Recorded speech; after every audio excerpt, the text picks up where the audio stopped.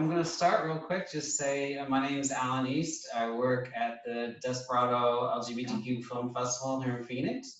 And I just want to say thank you for being here. And I'm going to give it over to Julie, and she's going to go from here. Thank you. Okay, thanks everyone. Alan, thank you so much for letting me help with this. I'm excited. Welcome, all of you. Your film was phenomenal.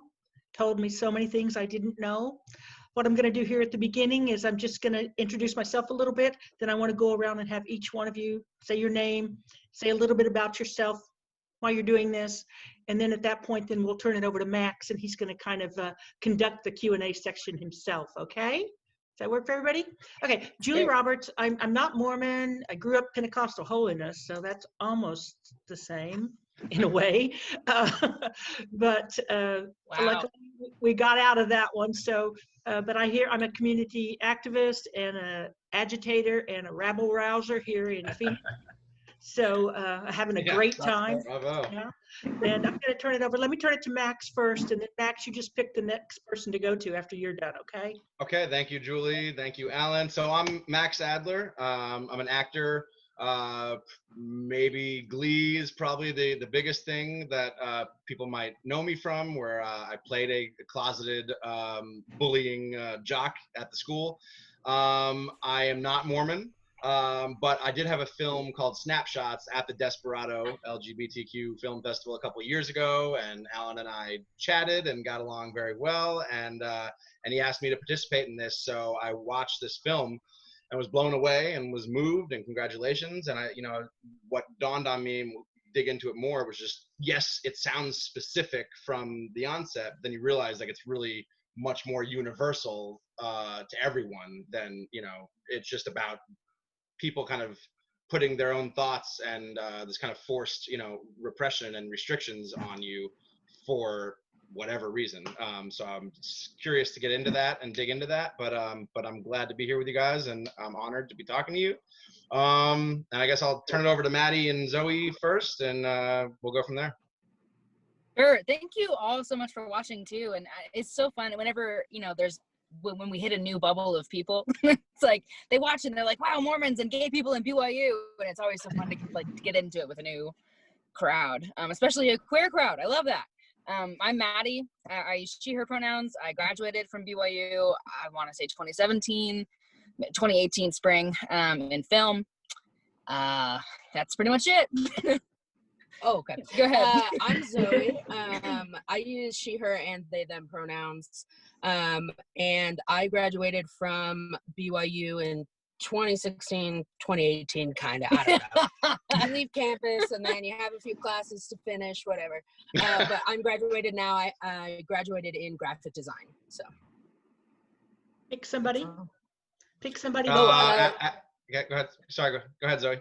No, you're good. You're good. Addison. Yeah. Hi, I'm Addison. I use he, him pronouns. I'm gay. I actually have not graduated. I left campus in 2018, and I've been kind of on an extended hiatus. There's a possibility I'll go back for a semester, or I might just finish up online through some other school. We'll see. I live in Salt Lake, and I was studying urban planning. Yeah, there you go. I'm a bus driver right now for the local city bus situation. So, yeah. Wow, and he does now have an excellent beard and long hair. So that is noted. Yeah. And now officially on the record. Yeah. Yeah, it's really just fantastic. I'm so flattered. He looks like Hollywood Jesus. Hi, I'm Sabrina Mendoza. I use she, her pronouns. I'm bisexual, and I graduated from BYU in 2018. I studied exercise science. Yeah, and I'm still living in Salt Lake too. Gabe? So I'm Gabe Cano. I graduated at the end of 2019 with computer science. I'm a queer trans man, and yeah, I'm just living. I'm happy to hear that. We need your volume to go up. We need your volume up, Gabe. Okay, yeah, I can talk louder. Okay. Thank you. Finally, all right, we have Andre. Yeah. Last but not least. Andre? Hi, everybody. My name is Andre St. Pierre. I am gay. I use he, him. I did not attend BYU, but I spent many years at BYU when I was going to high school at American Fork High School. BYU just had better libraries than my high school did at the time. This was pre-internet, so I spent most of my junior and senior year high school years at the Harold B. Lee library, the law library. I was trying to get access to Westlaw anytime I could. And so I spent a lot of time on the campus. I actually did get a full ride scholarship to BYU. For the Sterling Scholar Program, and I actually turned it down because of the honor code. I wasn't out. I wasn't gay at the time, so I was 18. Yeah. I decided to brave it at the University of Utah, and with some of my other liberal Democratic friends, and paid my way through the University of Utah. But the clincher, I was talking to Julie. The clincher for me, this was back in 1989, so a while back. This was when Miami Vice was all the rage, and Don Johnson was rocking those Huarache sandals, no socks. And BYU at the time, I don't know if the policies changed in 30 years, but you had to wear socks with shoes. And for me, that was the deal breaker. So I'm like, no way, you can't tell me to wear socks. I'm not going to your school, take your scholarship. That is so funny. I live in Phoenix, Arizona now, and I've been here for 20 years. But I had a lot of friends that went to BYU, and I spent a lot of time on the campus back in the late 80s and early 90s. And are you just loving wearing sandals all around Arizona? You know, with COVID, I really haven't stepped out of my my Croc sandals for about 7 months now. So yeah, I'm loving it. Freedom. Well, great. Well, thank you guys. Thank you all so much for being here, for being so open and candid on film and sharing your story. I know for a fact that it's going to change lives and give people hope. And as angry at times as I felt watching the film, and sad and depressed and confused and outraged, people like you are giving me and everyone hope and inspiration. So let's just start with Maddy and Zoie, please. And just, I think I know what gave you the idea, but what was the big impetus of like, we need to make this a film right now? How did you go around filming it on campus or off campus? Were people onto you trying to shut it down? The budget, the cameras, kind of give us a little history of all that, please. Totally. We started in 2015 in October when Maddy was thinking of applying to the film program. We had just become friends a couple months before. Maddy had asked me to be in a fiction idea that she had. And then I kind of talked her out of it and maybe into this idea a little bit more because I didn't want to put on like a billion shirts. It was a weird idea. It was a dumb idea. Very, very dumb.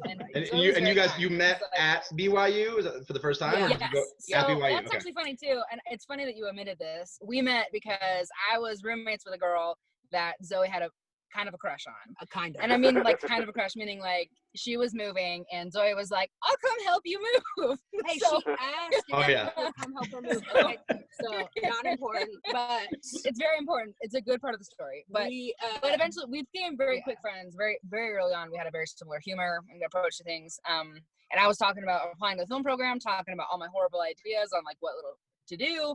And at one point you were just like, let's just do do little documentary about us, about the people that we know. Like to be queer at BYU. And that's what we called it. What is it like to be queer at BYU with a little question mark afterwards. And we interviewed people pretty much we took one of Zoe's family's camcorders with a rusty old tripod, and we went to some gay parties. We actually just interviewed people. We set up in Addison's bedroom. And we interviewed people in the back of their house in Addison's bedroom, a dozen people that night. Okay, wait. So are these parties? Is this prohibition? Secret password? Oh no. There's no alcohol. There was nothing going on. Gay people would hold hands and people kissing. I took a Tootsie Fruity Loops shot upstairs. Oh well, I was unaware. But that's kind of it wasn't a party college was talking about. Birthday party. It was somebody's birthday, okay. And there was just a lot of gay people there. Yeah. So we brought the camera there, interviewed people, and it was immediately amazing how many people wanted to talk to a camera so openly, and how like passionate they were as well. Like I was pretty much doing a student project. That's kind of how I would ask them, like, hey, would you help me do this thing for a student project? And it was like 100% of people said yes. Like, I do want to talk about this. Actually, I want to share my story. I want to say all the details in it. And so it was a 3-minute video at the beginning. But from the very beginning, we both were kind of like, we should make this into a longer. We were like, wait a second, there's something bigger going on here. We also were both a part of USJ leadership at the time. I think when Addison was the president. And so we also kind of got a sense for like, there was a feeling of tension, and like it felt like something was kind of about to happen. I think it still feels that way. Yeah, in a lot of ways. It's kind of felt that way for years. It has, but we just kind of were like in the right place at the right time. There was a couple of nails in the coffin. One was the November 5th policy change, which in Mormon history, I don't know if everybody in Phoenix knows, but was when the LDS Church, it was leaked a document that they were going to institute a new policy where, for example, part of it was if you were a same-sex couple, you would be apostate, and if you had children and they wanted to be married or to baptized into the LDS Church, that would be impossible for them because they had same-sex parents until they were 18, at which point they would have to renounce their parents' marriage and other things like that. So it was kind of, that happened right at the same time that we finished our little short. And that's it kind of what year is this? 2015. 15. Mm-hmm. And at that point, we decided that the camcorder wasn't going to cut it. So we started renting cameras from the library, the HBLL. You can go and just rent DSLR cameras for a couple of days. And SD cards. They were a little bit better than the camcorder, but we eventually, we did a Kickstarter in the end of 2016 so that we could raise just under like 10K, like 8K, so we could buy some cameras and stuff like that. We actually just sold our big camera yesterday. We sent it in the mail. So it was very sad. Now that Kickstarter, were you open with what you were filming? Yeah, as open as we could be. I mean, even back then, we tried telling the subjects and like all of the students, and I say subjects, and I'm like our friends that we wanted to make a movie about. It was kind of like, well, we're not going to release it until all of them are out of BYU. At any point, we also tried to say like it would suck if you ever wanted to leave the movie, just a drop of the hat. But we get it, like it's a very, very sensitive topic. Obviously, it's our life story. Once the Kickstarter was out, did anybody try to shut it down? No, there was nothing like that. And people keep asking us those kinds of questions, like, has the LDS Church like gotten upset with you? And really, no, not so much. We had issues with the administration on BYU campus. No one would let us interview them. But in terms of the LDS Church, we never got an email from, President Nelson or one of the quorum of the 12 apostles. So I don't know. I don't know if that answers your question. That'd be pretty cool. But I think I mean, especially during the Kickstarter when we were just putting it out, like nobody believed we were actually going to do it. Right. I mean, the 3 kids sitting here probably didn't even believe that we were really going to do it because it's like such a big thing. I'm so glad you did. That's what all our mentors would tell us was like, nobody's going to believe you until you finish. So I kind of just chalk it up to they didn't think it was actually going to happen, and now probably still don't think it's very. And now that it's out, they're kind of just like, yeah. You would think, you said like the administrators refused to be interviewed, which to me is like, yeah, obviously they're, terrible, but it's weird that they wouldn't defend themselves or what their point of view is or want to say why they think they're right. It seems like they're just kind of, letting the story be told without having their side, which I agree with you guys. But is that, to Sabrina, Gabe, Addison, is there anything about, I know you have your own issues with the administration. Why do you think, like, if they're so certain in their beliefs, why won't they say that? Like, if they're taking the safe point of view of the Mormon Church. Okay, yes, Maddy, jump in. Addison, whoever wants to jump in. Why are they so afraid then to say what's safe? Yeah, go ahead, Addison. I was pointing to you. I don't know if you can see it. Okay. So I've had literally over 1,000 hours of FaceTime with various administrators. The short answer is kind of boring. It's that the PR department of BYU they don't really have a strategic vision. On issue after issue, whether it's stuff is like big as like queer people and as little as like caffeine, they have repeatedly demonstrated that they don't have a proactive approach to dealing with just like controversy after controversy that are incredibly like easy to see coming. Like everybody knows like you're gonna have a big blow up on this issue and this issue and this issue, and they just never have any plans. I've talked to other PR people that work at BYU, and they have been like, we don't really know what Carrie Jenkins is doing. She clearly is, like one person said, I think she struggles. She's the university spokeswoman. I was like, what a way to put it. And part of that is that BYU is this very bizarre creature because it is directly controlled by the top leadership of the church. Like the Quorum of the 12 Apostles and the First Presidency are the board of trustees. Anything, a club for queer students at BYU has to be approved by the prophet. Like, and so BYU tried to do its own thing. Like a lot of these administrators that Maddy and Zoie tried to interview, many of them are relatively sympathetic to the things we would bring up with them. But at the end of the day, they almost have no power at all. I mean, they have power over, like, you know, the color of the chairs in the food court, and they have power over, like, you know, parking and stuff like that. But big issues like that, even the president of the university has almost no say in what's actually going to happen. And so it's like they're just kind of limp noodles, and they can't say anything on camera that's like, oh, we love you and we're trying to support you, because they'll get fired, and they don't want to say the party line because that makes them sound like assholes. So it's like, well, I'm just gonna like sit in my office and not be on camera. It's too bad, because it's like I feel like saying they're powerless, you know, from them is like an easy out. But I feel like if all of them actually said something and stood up for, you know, what's going on, it would probably make a huge difference. But I'm sure there's, you know, fear just blanketing that. But if you could get a bunch of faculty and admin on, you know, on the record about what's going on and what they really feel, it would be a huge deal. But yeah. So you said you're a bus driver currently. Are you still? Is there going to be like? Are you still trying to be outspoken about this and have any kind of continuation of this movement, or are you like goodbye? That's like a daily struggle. I'm pretty active on Twitter, and I don't really hold back anymore on Twitter.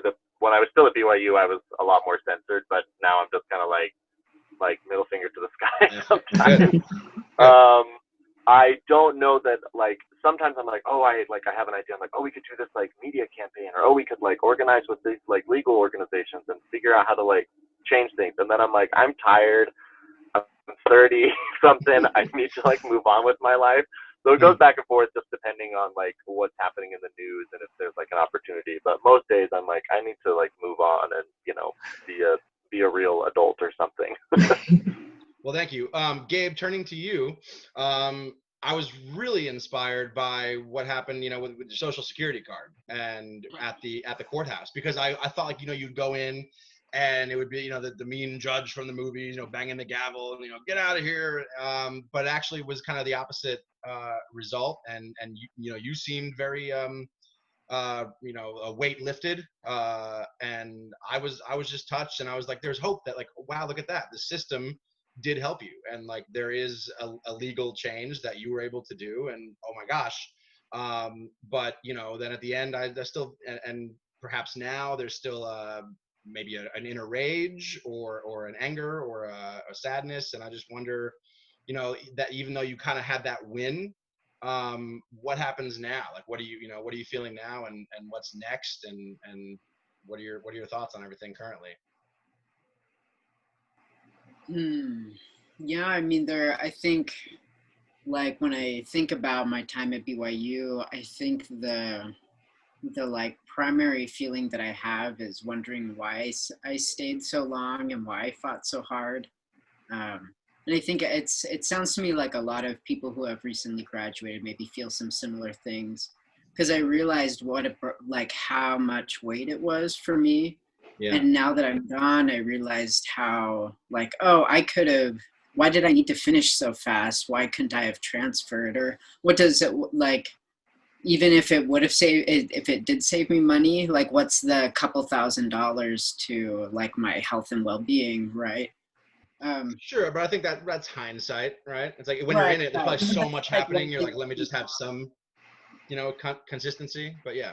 yeah. So that's one thing I think about is like that there's like some sadness in wishing that maybe I had done something different, but it is what it is. And it did turn out, I had a good time. I made great friends. Yeah, but it was also a lot of blood and tears. And I guess as far as what's next, like I'm really thinking real short term. I just like I'm doing some contract work now, but my hope is like to get a bit more of a solid job and then live in my own apartment. That's nice. my future plan. Those are fantastic goals. And I mean, and daily, are you thinking like BYU, or is that like every day you wake up and you're like, damn, or are you kind of like, no, I don't think about it that much. Great. I guess I did go to campus because they were having like, I had a friend that was going there and making like rainbow bracelets for people. So I went to go and see her and just kind of go to campus. And I had a panic attack. And this is how many months, and my panic attacks it's not a lot of mental. It's just the physical. Like I was sweating, my heart was beating. I like felt my breath was not coming as easily. And I was like, oh my God, like it's still like just being on campus and seeing people, I started feeling like that. So I stayed a couple hours and then went, but I think it'll be good for me to leave the area physically too. Yeah. I mean, it sounds traumatizing, really. It really is like a PTSD from that. It's yeah. So Sabrina, I want to get to you in a second, and Andre. But so off that though, Maddy and Zoie, when Gabe says something like that, like, is there hope that this film sways people from not going to BYU if they're dealing with this, or is that? Yeah. I'm not bit. gonna lie and say For that I'm sure. not hoping that. It was like our first thing wasn't like we're gonna make an expose film to make sure that no gay kids ever go to BYU ever again. Right. It's like, okay, I want all the gay kids that have gone there, are there now, and will inevitably end up there to know that they're not alone, they're not weird, they're not wrong, they're not bad, and it's possible to have a life after BYU too. Yeah, it's right. Our motivation, at least mine, I think from day one was like just this overwhelming need to like do something, and to like and I was hoping that the best thing to do to like affect the most people the most amount would be to do something crazy, like make a feature film with the real stories of really lovable people. I mean, the people that you're seeing here, like Addison, Sabrina, and Gabe, are all like they're straight up. Right. And we were hoping that if we just presented them to the world and said, look at this shit they got to go through. That's not fair. Right. That most people would go, right. And that just being aware can make the change. Being aware so that the gay teens that are Mormon and thinking that they may have to go to BYU, they know that if they have to, they don't want to come out yet, and they don't want to tell their family, like, hey, I don't want to go to, like our generations long alma mater because I'm gay and I'm going to hell, that they can know that they still have a place to go, like Zoe said. But also for the people around them, like their family and their friends, and to watch and think, I wonder how, my gay son or daughter would feel if they were at BYU, and kind of start that internal process as well. Yeah. Amazing. Well, again, thank you for doing this. So Sabrina, hey, moving on to you. You said a couple things that hit me deeply too. One, I think you had said that there was this like a vibe that people were kind of living for the next life, and so everything that they were doing now isn't really about the people in front of them that they care for and love. It's all about obtaining status and being closer to God in the next life. Which to me, it kind of dawned on me like, aha, like that's beyond Mormonism, the Mormon church. It's like there is that divide of people that are just being present and living with what's happening now and who's around them. And then people that are like just sacrificing what they want and feel and need and love now for the next life. Do you want to elaborate on that at all? Or is that you kind of summed it up? But I just thought that was really effective and true. So. Well, yeah, I mean, that's just kind of the mentality I was raised with, was just very much like this life is in order to prepare ourselves to meet God, and like we need to do all the good that we can do to meet God. And like that was kind of the purpose of it, was like to get into heaven and to like that whole motivation. And like that just didn't resonate with me. It sits very weirdly with me because it feels like an inauthentic motivation. Like you're not actually being good because you want to be good. You're being good so you can get a prize at the end of the game, basically. Yeah, for fear of punishment, you have to exactly. be good. Yeah, and I'm not saying like if that was what makes you a good person, then sure, go for it. But I very much just look at the humanity and the people around me, and I'm like, this is what's here. This is what's in front of me. I'm going to take care of you. That's what my job has always felt like. And so for everyone that is having that struggle now of like, but if I come out or if I embrace what I'm feeling, I won't get to meet God, or, you know, he won't look upon me kindly or whatever. What was the thing that made that switch kind of click, you know, for you? That you were like, okay, enough of that. I'm going to be here now. How do you overcome that obstacle? Yeah, it's hard. And sometimes my brain still is like, but are you going to go to hell? And like that voice is still back there even to this day. And so it's so hard. I don't know how to solve that problem. Part of it for me was once I realized I was gay, I was like, this goes against everything they said, because like I did all the right things as a kid. I read my scriptures. I went to seminary. I was like, so like knew all the answers in church. I was so good. And then, but I still ended up gay, and I was like, I did everything right. This does not make sense with everything that I've been taught. And so that was like the first leg out the door of just like, this doesn't compute right. And then also being able to see and meet these other queer Mormon people and seeing the goodness in them and seeing how much good they gave into this world, how much they cared for each other, true, authentic caring that like goes beyond any other type of like love or caring I've ever seen, honestly.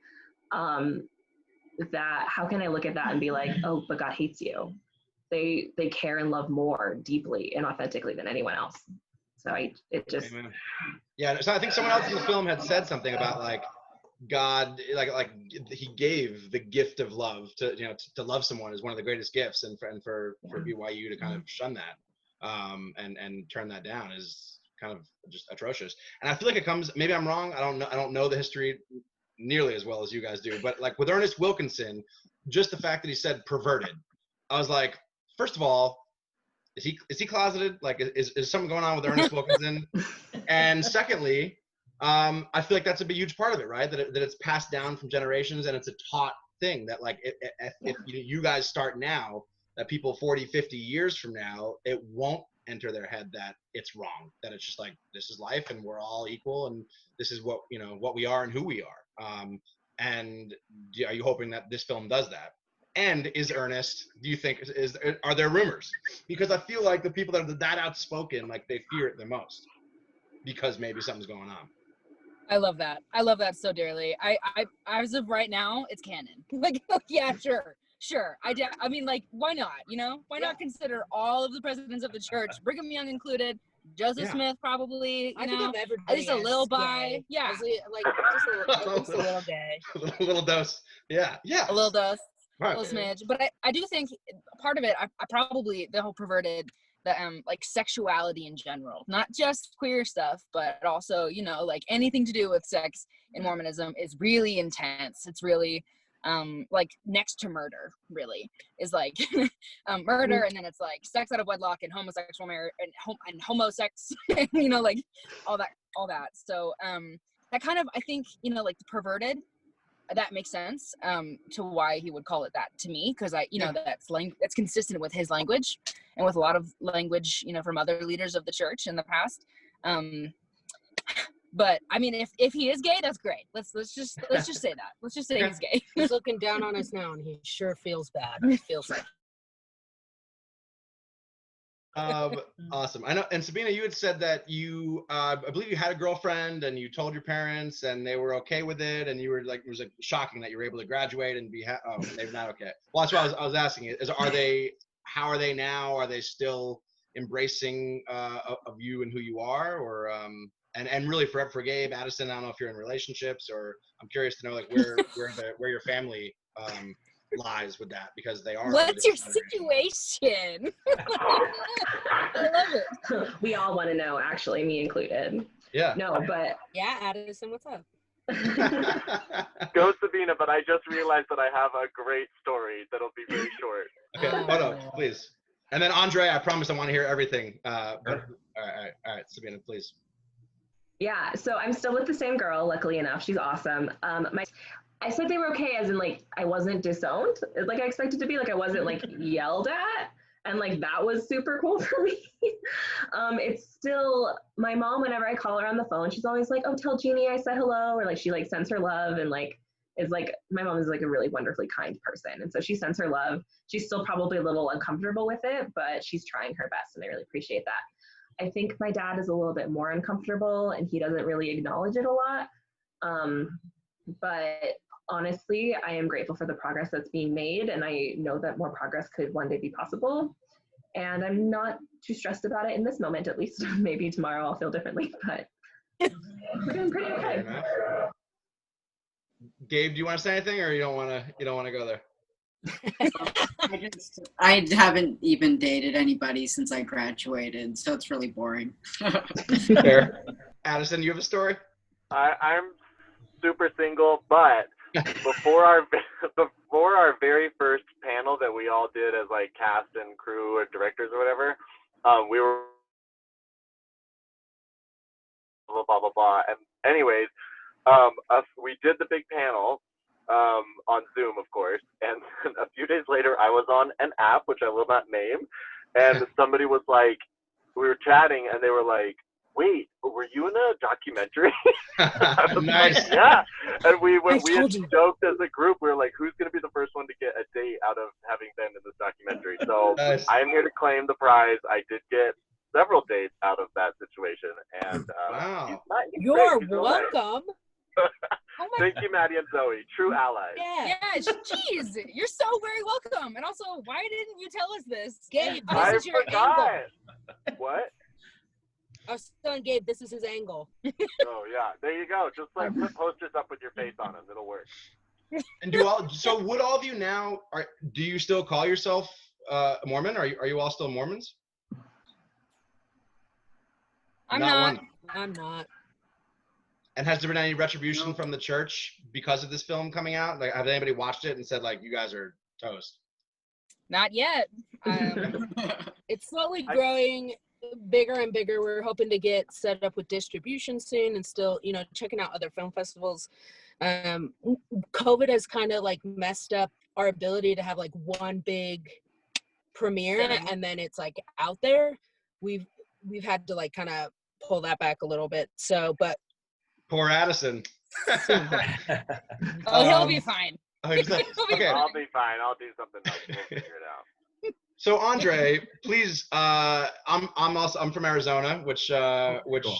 my heart is even more with the Desperado Film Festival and everything. And so, but I know it's also a little bit, backwards and red, and there's progression obviously happening. But For sure. please tell us all about your experience from BYU to now. Well, like I said, this was about 30 years ago. I graduated high school in 1989. And, after spending so much time at BYU and having so many friends that were there, I just, I couldn't face it. I had not come to terms with my sexuality at that point. I didn't actually come out and basically acknowledge that I was, bi first and then gay until I was 21. And so that was well into my University of Utah stint. So, just like I say, everything that I had experienced at BYU led me to believe that it wasn't made the right decision.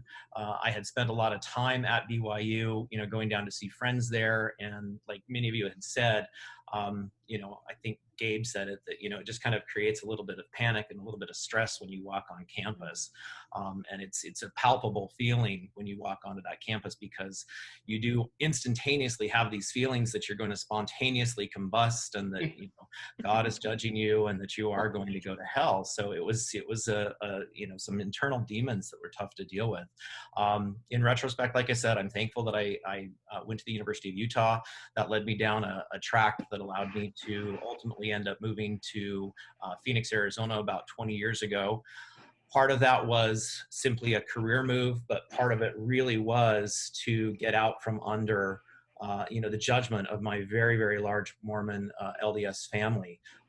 My mother was one of 9. She was the oldest of 9. I have 63 first cousins just on her side. Whoa, do you know all their names? I do. I do. It might be a little rusty at this point, but the 63 cousins, that's nothing. You should imagine all of the kids and kids that their kids have now.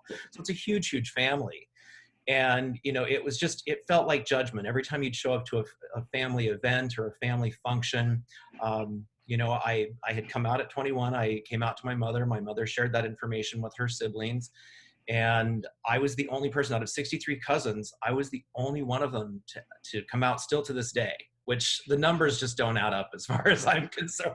No. So I'm sure that some of my cousins are probably living closeted lives, because the overwhelming pressure from the church and their families was just too much for them. So, are you still speaking with your family now? Like, do you still have holidays and phone calls and everything? No. My mother ended up moving to Arizona about 11 years ago, and she left all of her siblings, all of her kids, all of her grandkids, everything behind to come and live near me and my husband. Wow. We were her only family here, but I think she too, she must have been 70, 71 at the time. I think she was getting kind of sick of the judgment. And I think in her mind, she knows I didn't do anything wrong. She knows, just like, Sabrina, I think you were saying, you did everything right, but why is this the outcome? Why does everybody treat you like a pariah? Why does everybody hate you? Why does everybody judge you? And I think she got sick of that. I think she got sick of the double standards. So she moved away. But she just passed away, unfortunately, due to COVID a few months ago. I'm so sorry. And so now all of my family is in Utah. I don't really talk to them too much, but it was interesting about 2015. So about the time that you guys started filming this, Maddy and Zoie, was when, gay marriage became the law of the land. And my husband and I met actually fighting for that about 18 years ago, working for the Human Rights Campaign and just really starting down that path. And it was a long path for us. Wow. And so in 2015, we were overjoyed that finally, our marriage, we went and got married in Seattle in 2013. So we had some federal rights. And then in 2015, it was the law of the land. And so what do you do when something exciting like that happens? I went to Facebook and I posted, hey, we won. All of our hard effort, and energy paid off.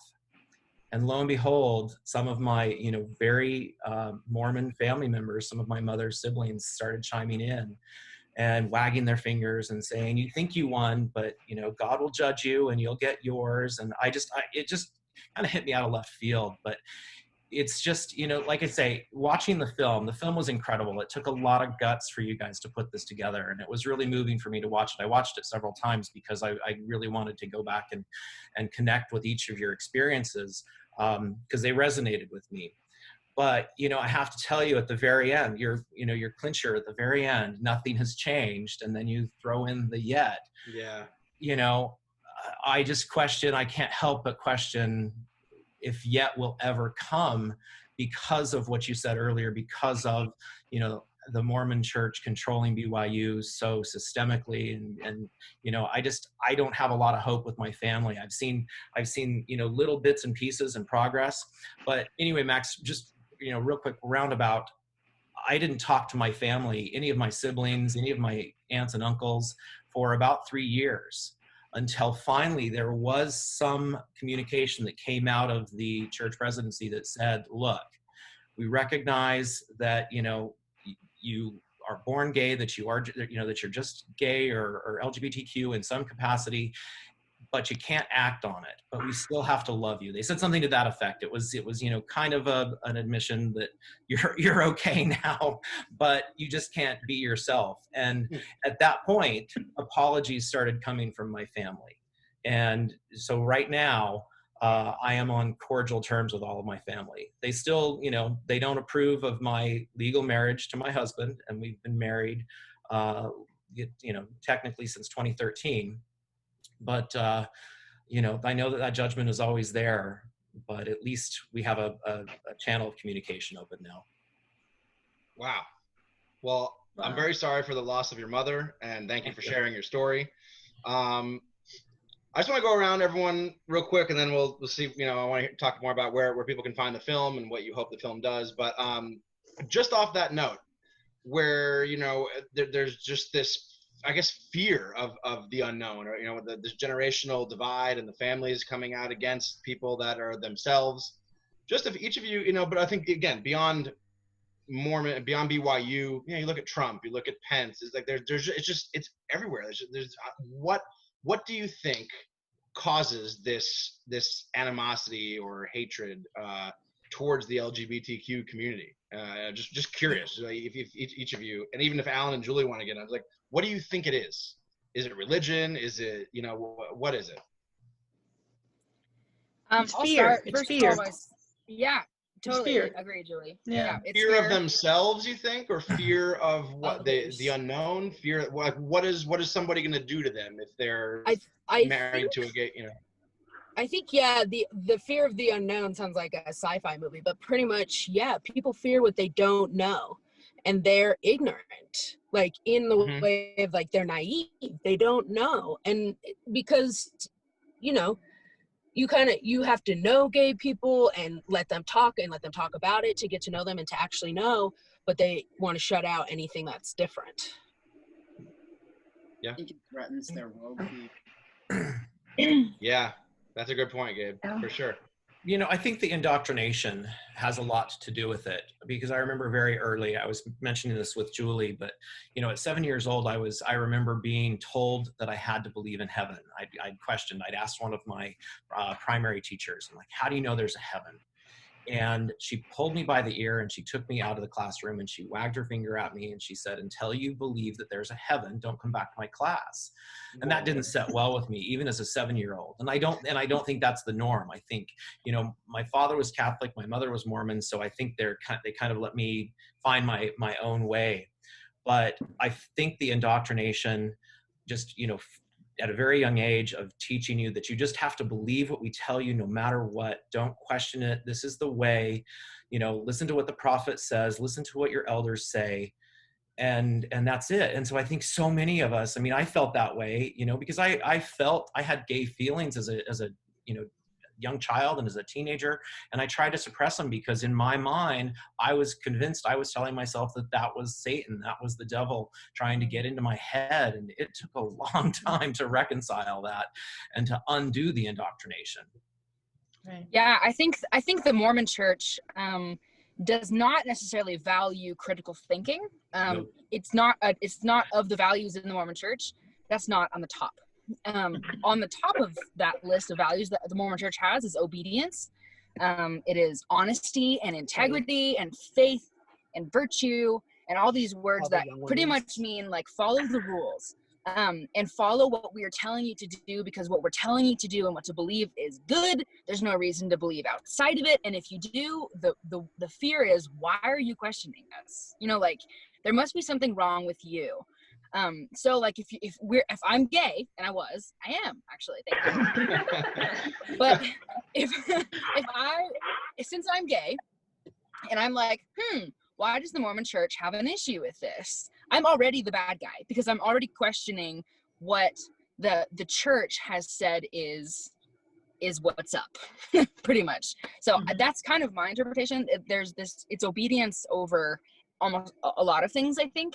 And they say that in light of saying, if you obey, you know, like, then you'll get to heaven. It's almost like ignorance is bliss, in, like, to the extreme. Yeah, there is a famous conference quote from General Conference. Yeah. That is, doubt your doubt before you doubt your faith, which is pretty much like, don't ask questions. Wow, yeah. You should question your questions before you even have the questions in the first place. Yep. Wow. It's the dumbest shit ever.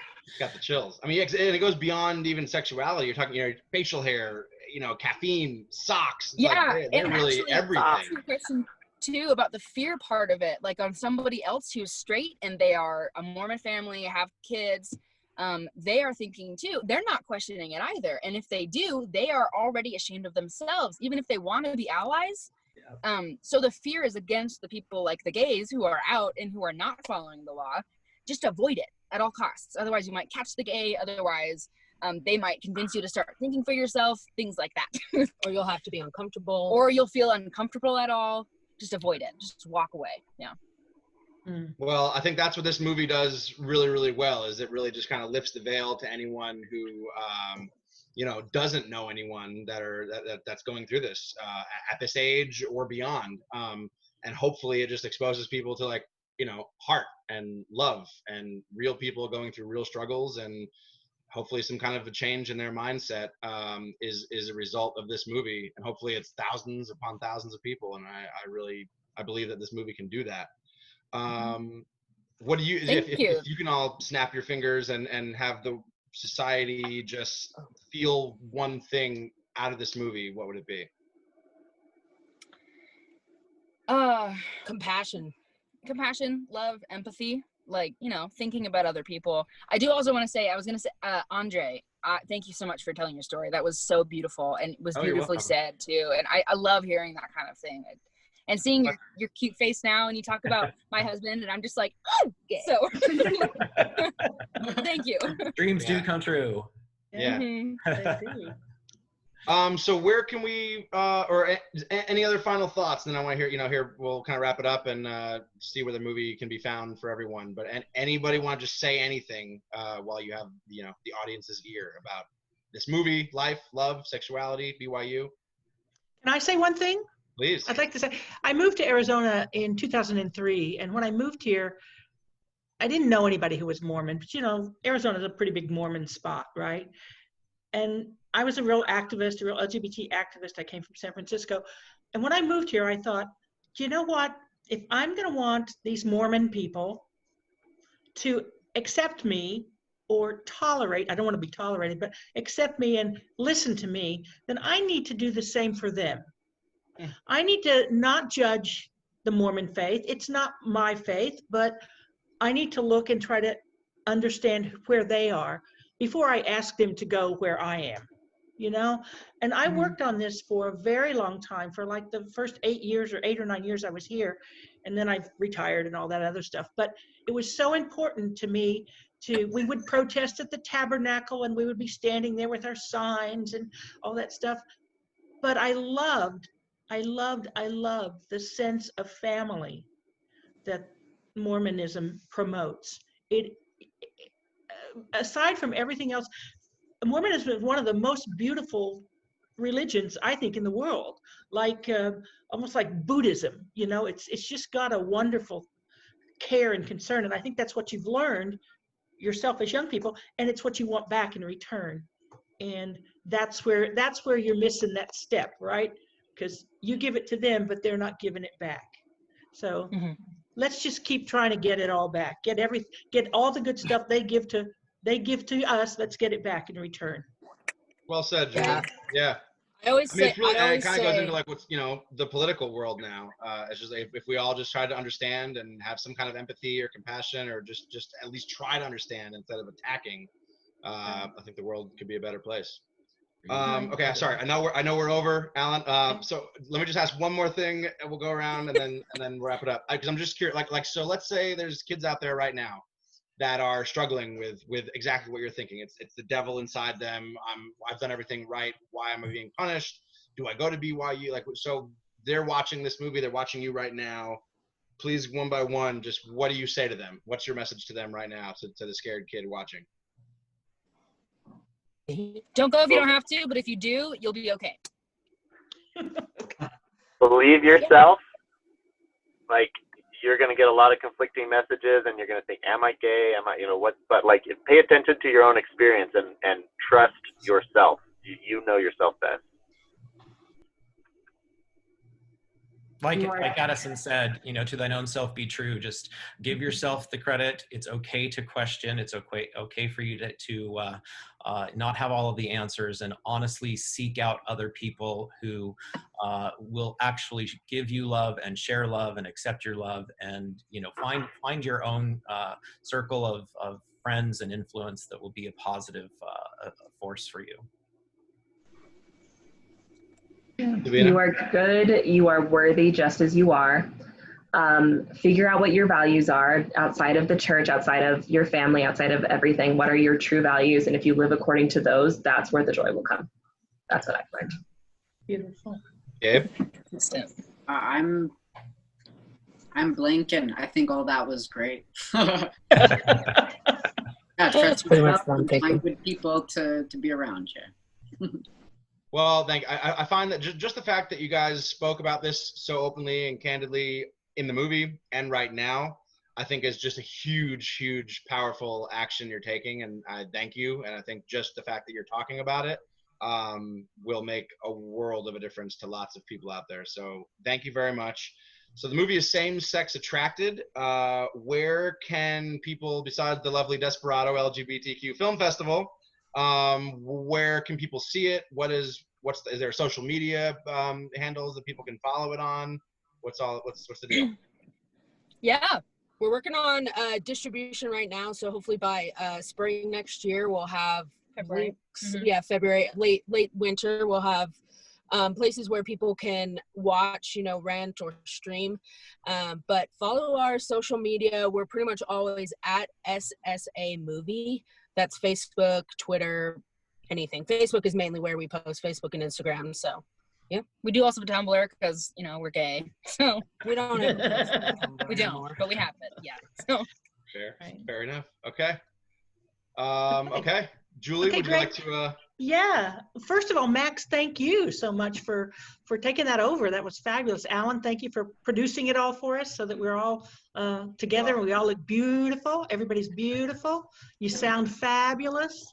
I would love to know every single one of you. That would be fabulous. Yeah. I do want to thank our sponsors, some of our major sponsors for the festival, the Equality Arizona, which is the advocacy educational LGBT group here in Arizona. Phoenix Pride, we have an amazing Pride Festival if you guys are ever interested. We don't do it in the summer because it's too hot. We do it in April, so it won't conflict with anything if you want to come. Then there's Paradise Valley Community College, where where the festival is held, and Alan and Dale have created this amazing event for us all. And then there's the Maricopa Community College's foundation, which actually has an LGBTQ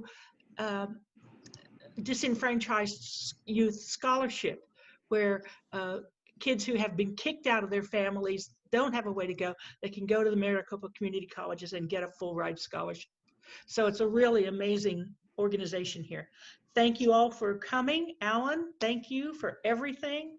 Everybody, come and see us in Arizona. Great. Thank you so much for having us. This was excellent. Thank you for making the film. Yeah, thanks for making talking for hours. You guys are just really, really amazing, brave, inspiring, and you give everyone hope. So thank you for doing what you're doing, and thank you for making this film. Thank you, and same, bro. Thank you so much. Thank you, guys. Take care. Bye-bye. You too. Bye-bye.